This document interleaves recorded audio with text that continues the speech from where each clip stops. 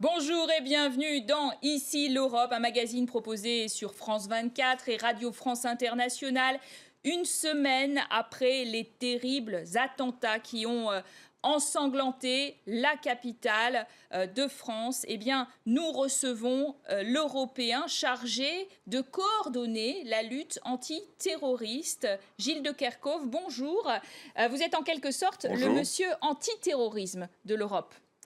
Gilles de Kerchove, vous avez effectué toute votre carrière dans l'administration belge puis européenne, toujours en charge des questions de justice, d'affaires intérieures. Et depuis 2007, vous êtes donc ce coordinateur de l'Union européenne pour la lutte contre le terrorisme. C'est un poste clé, plus que jamais sous le feu des projecteurs en ce moment. Vous avez participé ce vendredi à la réunion des ministres de l'Intérieur où les 28 ont pris une série de décisions importantes pour renforcer leur coopération. Mais avant toute chose, on a envie de vous demander, puisque vous êtes le coordinateur de cette lutte antiterroriste, est-ce que vous vivez, Gilles de Kerchove, ces attentats menés à Paris comme un échec de cette coordination? Non, j'éprouve d'abord une très grande tristesse de ce qui est passé, de ce qui s'est passé, une très grande solidarité à l'égard du peuple français et aussi une grande admiration sur la grande dignité, mais aussi la grande résilience du peuple français face à ces événements. Dire que c'est un échec, soyons clairs, c'est toujours un échec quand un attentat arrive. Ça ne veut pas dire que le système est en échec. Ça veut dire simplement que nous sommes confrontés à une menace qui devient encore plus complexe et encore plus importante qu'elle ne l'était auparavant. C'est compliqué parce que je dirais que la sécurité intérieure, c'est un nouveau domaine pour l'Europe. Nous n'avons pas 30 ans ou 40 ans d'expérience comme on l'a dans l'agriculture, la concurrence, les transports, l'énergie.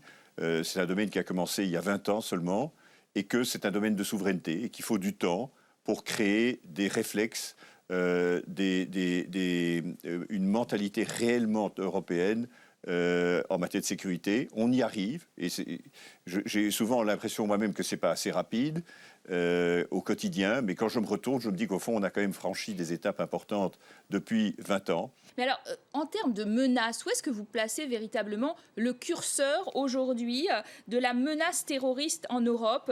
Est-ce que pour vous, on est, comme l'ont dit certains analystes, au début d'une campagne de terreur qui peut toucher tout le continent européen, tous azimuts? On pense à l'Italie, l'Allemagne, la France avec la COP21 à nouveau. D'une certaine manière, je le crains. La menace est vraiment beaucoup plus complexe que ne l'était au lendemain du 11 septembre, parce qu'il y a à la fois Daesh qui monte considérablement en puissance. C'est intéressant de voir que Daesh, pendant tout un temps, était surtout préoccupé par la construction de son califat et d'attirer des combattants chez eux. Et que depuis les attentats en Turquie, dans le Sinaï, au Liban et maintenant à Paris, on voit un Daesh qui attaque délibérément, notamment les membres de la coalition. Et donc, et on voit aujourd'hui à Bamako encore l'expression, alors c'est sans doute pas lié à Daesh, mais plutôt à l'AQMI, mais je n'ai pas beaucoup d'informations, mais il y a un effet de mimétisme, mais il y a là manifestement une campagne délibérée, planifiée, organisée au départ de la Syrie, et c'est ce qui préoccupe grandement les services de renseignement et qui me préoccupe aussi beaucoup. Et donc je ne peux pas dire qu'il est improbable qu'il y ait de nouveaux attentats. Je pense qu'il y a là une série qui est possible, mais ça ne fait que donner plus de pression sur l'ensemble du système pour anticiper et éviter tout ce qui peut l'être. Alors, si vous voulez bien, on reviendra un peu plus tard sur les événements du Mali. La première décision prise par les 28 ce vendredi concerne le renforcement de la surveillance des frontières externes de Schengen. Ça veut dire un contrôle systématique des personnes, y compris des Européens, y compris de leur casier judiciaire. C'est bien, c'est nécessaire, mais est-ce que vous pensez vraiment qu'on va arrêter comme ça les terroristes qui utilisent d'autres voies, qui connaissent, qui entendent ces informations ? Il faut là devenir plus systématique à l'égard des Européens. C'est la première catégorie des gens qu'on doit contrôler plus systématiquement à la frontière. On a fait tout un travail de définition d'indicateurs communs de risque, mais ce n'est pas encore suffisamment opérationnel sur le terrain. Et on a même été au-delà, puisqu'il y a un accord au sein du Conseil, mais il faudra une proposition de la Commission, pour changer le code Schengen, pour que ce soit prévu juridiquement. Et donc juridiquement, le jour où on adoptera cette législation, tous les Européens, d'ailleurs comme tous les Américains, seront contrôlés quand ils réentrent dans l'espace Schengen ou quand ils sortent de l'espace Schengen. Alors avec les nouvelles technologies, c'est quelque chose de tout à fait faisable.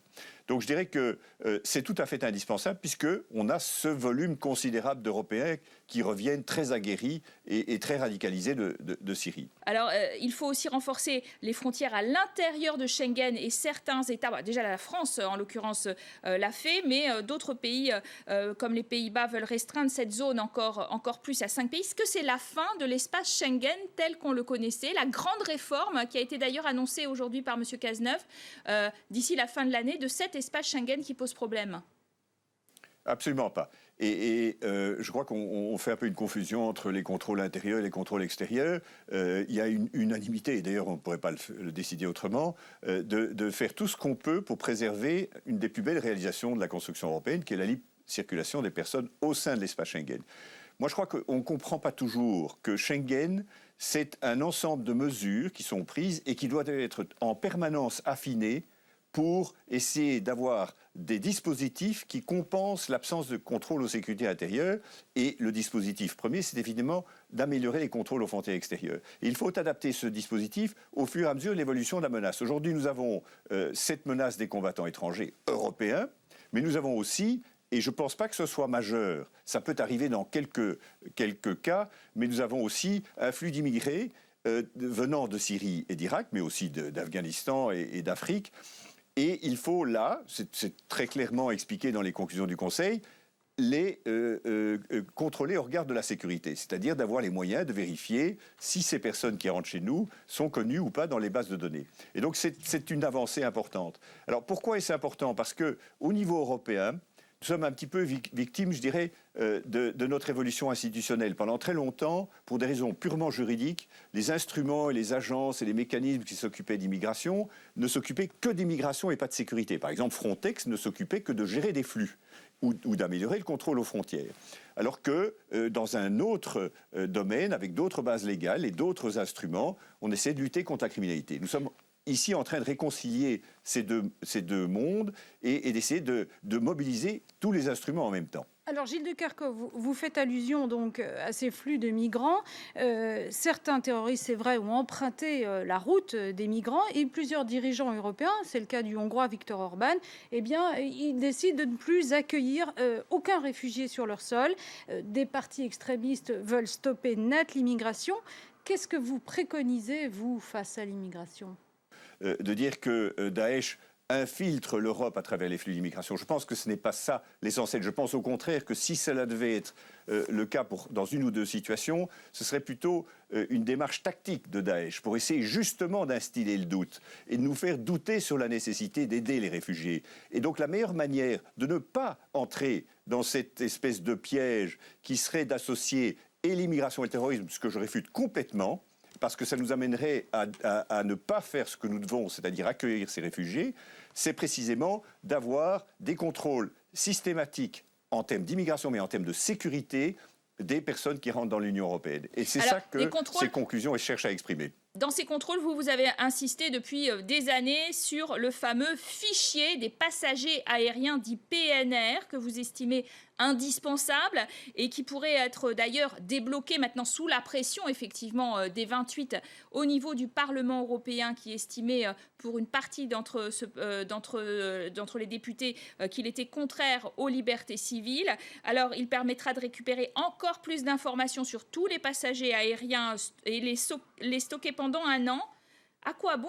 Est-ce que c'est vraiment la mesure efficace quand on voit que les terroristes qui ont sévi en France, par exemple, ont pu emprunter d'autres voies? Ce n'est pas parce que vous avez dans un cas quelqu'un qui fait le trajet par la route que vous devez baisser la garde sur les voyages aériens. Tout montre qu'il y a encore aujourd'hui beaucoup d'utilisation des transports aériens pour se rendre en Syrie, à travers la Turquie, et qu'il y a ces espèces de segmentation de voyages. Et donc, nous avons besoin de ce PNR. Ce n'est pas simplement une obsession des ministres de l'Intérieur. Tous sont en faveur.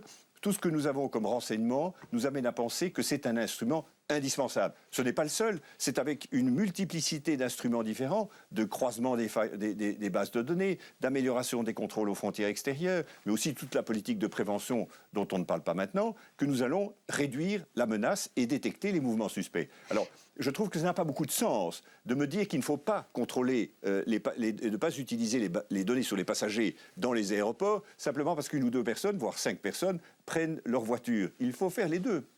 Alors, les attaques qui ont été commises à Paris ont été perpétrées par des citoyens français et des citoyens belges également, partis faire le djihad en Syrie. Mais leur base arrière était bien en Europe. C'est le quartier de Molenbeek, dans la banlieue de Bruxelles, pas si loin du quartier d'ailleurs des institutions européennes, d'où les critiques contre votre pays, la Belgique. Le Premier ministre Charles Michel s'est justifié jeudi devant le Parlement. Rappel des faits avec Noémie Roche. Devant les députés belges, le Premier ministre est venu annoncer de nouvelles mesures pour lutter contre le terrorisme. 400 millions d'euros seront débloqués dans le budget 2016. Objectif, renforcer les services de renseignement afin de mieux surveiller les djihadistes. Empêcher les jeunes de partir vers les zones de combat ou d'entraînement ne suffit pas. Nous devons aussi les empêcher de revenir sur notre sol quand ils ne sont pas belges. Et pour nous, l'arrêt doit être clair. Les djihadistes qui rentrent, leur place est dans les prisons. Un discours ferme pour répondre aux critiques qui émergent. Les services de sécurité belges sont mis en cause après les attentats de Paris. Injuste pour le Premier ministre. Je n'accepte pas les critiques qui ont visé à dénigrer le travail effectué par nos services de sécurité. Et je veux, avec vous, remercier nos enquêteurs, nos magistrats, nos agents de renseignement, nos policiers, pour leur courage et leur mobilisation dans des moments difficiles. Au même moment, la police belge effectuait de nouvelles perquisitions dans l'agglomération bruxelloise. D'autres perquisitions ont été menées dans le cadre de l'enquête sur les attentats du 13 novembre. Gilles de Kerchove, on a taxé les autorités belges de laxisme pour ne pas avoir échangé leurs informations avec les services français sur des individus identifiés comme dangereux. Comment expliquer ces ratés ? Je ne connais pas tous les détails, je ne suis pas en charge de l'aspect opérationnel. Je voudrais d'abord confirmer ce qu'a dit le Premier ministre. Nous avons des magistrats, des policiers, des services de renseignement qui sont excellents. Et j'aurais pu vous citer le cas de Verviers, où toute seule la petite Belgique est parvenue à démanteler une cellule et à prévenir un attentat ou une série d'attentats de grande ampleur.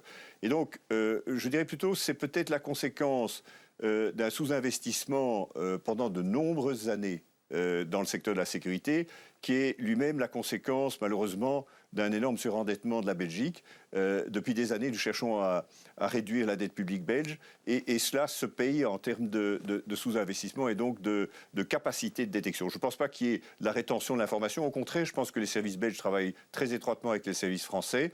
Mais il faut faire plus et je me réjouis de l'investissement que le Premier ministre a décidé de 400 millions. Au total, est-ce qu'il ne faut pas une agence européenne du renseignement, une idée qui est lancée par certains pays? Mais alors, la plupart des grands pays, la France en tête d'ailleurs, rechignent plutôt à cette idée parce que c'est territoire et prérogative nationale que le renseignement. Je pense même que le commissaire européen aux questions d'intérieur a évoqué la même chose. Moi, je ne répondrai pas à cette question en l'état actuel parce que juridiquement, ce n'est pas faisable. Les traités excluent le domaine du renseignement. Ce n'est pas moi qui ai négocié les traités. Les États ont préféré garder le renseignement en dehors du cadre institutionnel des traités. Je ne vous dis pas que ça n'arrivera pas. Sans doute, vraisemblablement, ça arrivera un jour et peut-être plus tôt qu'on ne le pense. Mais en l'état actuel, ce qu'il faut faire, c'est mobiliser les instruments dont on dispose. La vérité oblige à dire qu'aujourd'hui, Europol n'est pas suffisamment alimenté. Je le dis dans tous mes rapports, je le dis dans toutes mes interventions. Je sens que progressivement, il y a une sorte de prise de conscience qu'il faut mettre plus en commun. Et je pense qu'on a là l'émergence de quelque chose d'intéressant. Europol l'a fait dans le domaine de la cybercriminalité, a développé un centre d'excellence qui devient le centre d'excellence européen. Ils sont en train de faire la même chose pour le trafic des êtres humains et notamment le trafic des migrants. Et le troisième centre d'excellence serait celui-là dans le domaine du terrorisme. Alors, le vendredi 13, c'était l'horreur à Paris. Une semaine plus tard, c'est l'horreur à Bamako, au Mali. Comment est-ce que vous interprétez cette nouvelle séquence du terrorisme islamiste ? Je dirais que c'est aussi très triste parce que non seulement il y a eu des initiatives françaises, l'opération Serval, mais une mobilisation de la communauté internationale. Et l'Union européenne a apporté des moyens considérables pour former non seulement l'armée malienne, mais aussi la police, les services de renseignement maliens. Et c'est très préoccupant de voir que la situation reste, et à Bamako, on n'est pas dans le nord du Mali, très préoccupante. Un des facteurs qui peut expliquer ces développements préoccupants, c'est malheureusement le chaos libyen. Le sud libyen est une sorte de sanctuaire dans lequel les groupes que nous avons pu combattre à travers les différentes opérations militaires se reconstituent, recrutent et se redéploient. C'est le cas de l'AQMI, c'est le cas de El Morabitoum, c'est le cas d'un nouveau groupe qui est plus actif au sud Mali. Ça ne fait que confirmer la nécessité de continuer à soutenir le Mali de toutes nos forces. Alors précisément, la France a activé, c'est une première dans l'histoire, l'article 42.7 des traités qui prévoit la solidarité militaire des Européens en cas d'attaque contre l'un des membres. Elle se considère, la France, en état de guerre. Est-ce que vous pensez que l'ensemble des pays européens a le même sentiment d'état de guerre ? Nous n'avons pas encore été saisis de demandes précises des autorités françaises, mais dans le cadre actuel dans lequel la France se trouve, et toute l'Europe, je dirais, il y a un besoin de solidarité renforcée, et notamment avec des moyens militaires. La France est extrêmement présente en Irak et maintenant en Syrie. Elle est présente au Mali, elle est présente sur différents fronts, et je trouve tout à fait normal que l'Union européenne et ses États membres lui apportent toute la solidarité nécessaire. Merci Gilles de Kerchove d'avoir été notre invité pour Ici l'Europe. Merci à tous de votre fidélité. Tout de suite, votre rendez-vous avec l'actualité sur Radio France Internationale ou sur France 24. À très bientôt à tous.